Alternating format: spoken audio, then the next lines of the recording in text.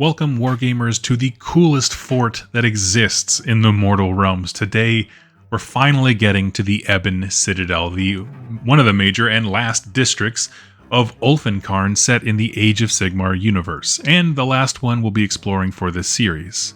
And this wraps up our entire series about the city of Ulfenkarn that sets GMs and players up for a great time exploring the game Soulbound.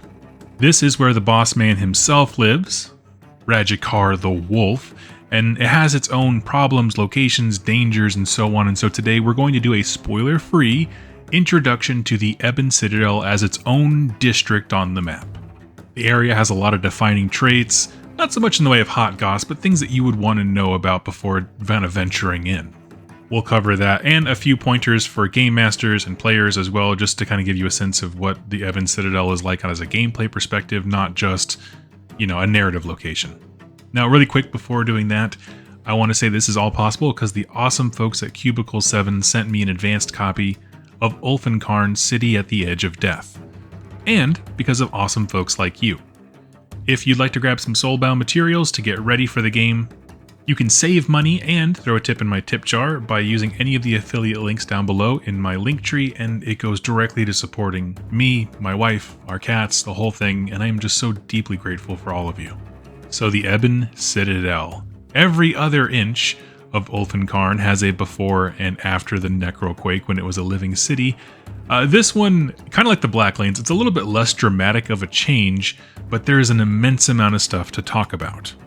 Before Radjikar, when the city was known as Mournhold, this is exactly what it is now on paper, right? It's a central place of power, a fort built into the city to act as its strong center and last bastion. It housed members of the royal court, as well as huge warehouses of supplies and cargo in case the city walls were breached and the citadel itself was put under siege. Now, all of those things, generally speaking, are true about it now, though it's a bit of an oversimplification to call it a fort, but we'll talk about that in a second. Now, during the change from, Mournhold to Ulfenkarn, a few big things happened. First off, housing was destroyed. This was the housing for the immediate court families, so there was quite a few homes in the area, also built into the tower itself, and Radjikar sees absolutely no need for them. Instead, as we remember from the White Mark video, he went and ripped all of the industrial production equipment that he could get from every other section of the city and brought it here. And the idea was very simple. If this was meant to be a self-sufficient fortification unto itself, it would just be more so. It could be a nation unto itself for all he cares. If he's under siege, he can still manufacture weapons and supplies. That's crazy. And honestly, as far as like a physical standpoint, getting rid of the homes and adding in manufacturing was probably the biggest thing he did. He kind of like moved around some barracks and brought some necromancers in, I'm sure, but that's the big one. Because a lot of the changes happen below ground. Now, we've already talked about this in the Catacombs video when you talk about getting around the city. It's an absolute mess. And I want to slip in here that I've been talking about the Ebon Citadel as if it's the last spot in the game that you are going to ever step into, because of how, vast and complex it is and how all the bosses are here. But to be honest, you may be in the catacombs and stumble into this place by accident. In fact, the book plainly states that players will probably come to the Ebon Citadel a few times, scouting it out in piecemeal or looking for ways into the city. But there's stuff to do here that isn't just a matter of, killing vampires to the top. But regardless of why you're here or how you get here, I can confirm to you that it is the deep end, regardless of how many times you go into it. And so what does that mean, the deep end? Well, first off, if you were to try and walk up to the Ebon Citadel, the walls of the entire district are lined with massive cannons pointed directly at the city, specifically the Bloodway routes, because any invading force would need to congregate down those big highway roads. So it's just overlapping fire to the extreme. And rather than just being a section of town that has a citadel tower in it, that citadel has been built into the district in such a way that the whole thing, the whole region, has become a single continuous military prison and manufacturing complex. It's quite a breathtaking, achievement.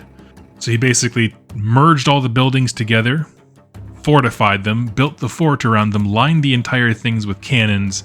And one thing that you are going to realize very quickly if you make it into the Ebon Citadel is exactly how regularly it is patrolled. You are never, ever far from an enemy's earshot. So if you're not here to do the main deed by hacking and slashing your way to the top, stealth is advised. Now the book essentially splits the Ebon Citadel into 5 kind of distinct areas, or at least distinct purposes. But also understand that they kind of bleed into one another, if you'll pardon the vampire pun. And none of that even factors in the fact that like huge sections of the catacombs have opened up as well. So anything below the surface here is kind of a roll of the dice for you as players. But the 5 sections are simple and pretty much operate on face value. Really, from this point on, I want your game master, or look to them after this video, to explain the layout and the visuals, because it will matter why you are there and what you're looking for. But essentially the 5 sections, there's the city jail, pretty self-explanatory. Anyone who ticks off Radjikar and deserves punishment worse than outright quick murder is put in here.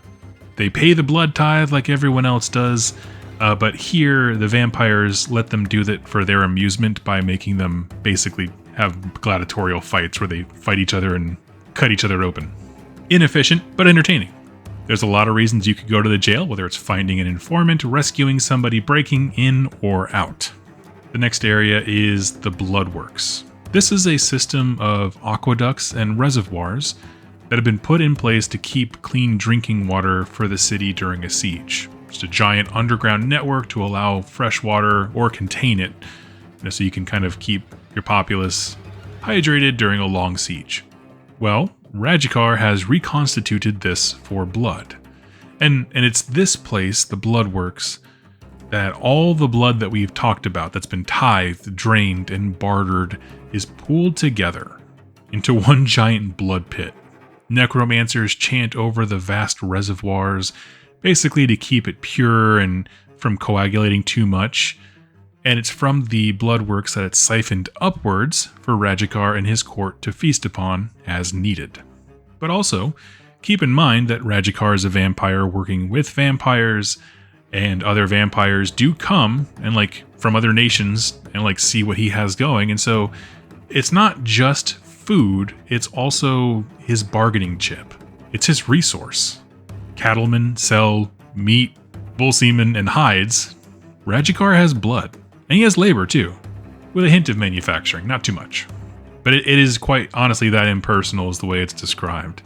It's somehow both a dark trophy of engineering and a kind of a civil achievement at the same time. I don't know, it's kind of a mix of good and bad. Then there are the barracks, which, do is exactly what it says on the tin, right? Maybe a bit more efficient, since you can have a bunch of Ulfenwatch skeleton warriors just kind of huddled close together, closer than you can have mortal soldiers, who need bunks and tables and all this kinds of stuff. But also, in the past and even today, as I mentioned, Radjikar does have guests, other vampires to barter and trade with, and so the barracks kind of function as a place for outsiders to rest, resupply, and outfit, all, of course, under the guidance and the thumb of their benefactor Radjikar. Next are the courts, and this is really the center of intrigue and plot within Ulfenkarn. Just as it was when the city was Mournhold, this is where the rich and the powerful gather to plan, plot, govern, air grievances, all of it. Today, you'll find the area full of necromancers, vampires, and generally speaking, this is where Radjikar himself hangs out, and they're all jockeying for their demands and their power to enact their will over the city. It's here that a great deal of information can be gained, discontent sowed, or opportunities discovered for party members with enough skill to get them. And the only word of advice that there is regarding this entire section of the courts is the only real way to survive is to act like you belong there. Now, the last section here is just kind of generally known as the Towers. Once the tiny homes of scholars and wizards built into the walls of the Citadel, the towers are now grim reminders of the city's better days. Every inch is lined with, cannons and supplies. Guard patrols comb the reaches with more and more frequency. But this is also the area where you enter first if you don't come in through the catacombs. Towers is just kind of a broad term for any of the outside fortifications, defenses, that kind of stuff. So this is where you would step into if you walked in from the outside or flew in, whatever you want to do. And you just need to be prepared for a lot of attacks. Now, I know this might seem a bit premature, but we're going to move into the why is this cool? Because it may have seemed a bit like I've been building this place up as the climax of the story, like a final chapter. And while it does feature heavily in this plot, I guess you will, of Ulfenkarn, it's also just one of the many districts you need to come back and forth from. Because dismantling the dynasty that Radjikar is creating is something you cannot do in one pass. You need phylacteries. You need to take out the leadership. You need to wield the influence of his courts. You need to pry information from his prisoners or plunder his bloodworks. Can you imagine if that blood supply got poisoned? And I think the region is difficult to talk about because it's the stage where you and your players get to use some of their highest level skills, right? If you're going to fight your way through here, everyone needs to be armed to the teeth, okay? It's going to be a heck of a fight. Conversely, though, you can get an immense amount out of this region by having, a lot of skill in other areas. So, for example, we mentioned sneaking across to poison the blood, getting information out of a prisoner, rescuing people, stealing valuable and rare information. And consistently, the Ebon Citadel is a place to provide a hard challenge for your crew, whether it's you're the GM or a player. Because of these locations I've mentioned, this whole series, all the districts we've covered, each of them has a whole cast of characters and minor locations within them. And this does as well, but you have to understand that, why you enter the Ebon Citadel matters immensely. And you just won't be able to interact with all of them in a single pass. So that's why I wanted to leave it up to your GMs to share with you, because depending on your party, its goal, what things you would want to interact there are different. I listed off a couple locations for every other district because your party might want to explore. You can't really casually explore the Ebon Citadel. This is your tactical strikes in and out kind of a location. But there are a lot of narrative possibilities that are meant to be ways to use this thing. So one of is what if you went to an event at the court dressed as a noble, right? Your party can be a bunch of vampires. They could be a bunch of orcs. It doesn't really quite matter. How are you infiltrating so you can listen in on the courts? Are you just going to listen in, or are you going to act? Just fun questions, and it's just the background for a lot of them. But really what the idea that I want to emphasize here is that this is a dangerous and imposing place that is essentially a labyrinth, a militarized labyrinth unto itself. And becomes a really fun place to use all those skills that you've been developing and the weapons and items you've been collecting, ways to barter things. If I had to think of a location that really emphasized it, we've been going through what do I imagine this if you're playing D&D or something like that, more traditional fantasy. And I feel like this is the place that is so open-ended because this is where you and your party need to figure out how they're going to achieve their goals.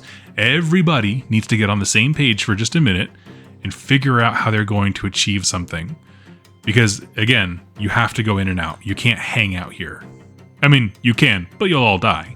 Anyway, friends, those are my thoughts on the Ebon Citadel. I would love to hear your stories when you start making them about why you came here, how you came here, the different kind of levers you pulled to be able to open up different prison cells, get information from people, work with the staff. However you infiltrated this place, I'm very curious to hear. It kind of functions a lot like your kind of, I don't want to say generic fantasy castle, but it has all those same things. The inner works, there's cooks, there's cleaners, there's ways to sneak in with both supplies and people. There's just a lot going on.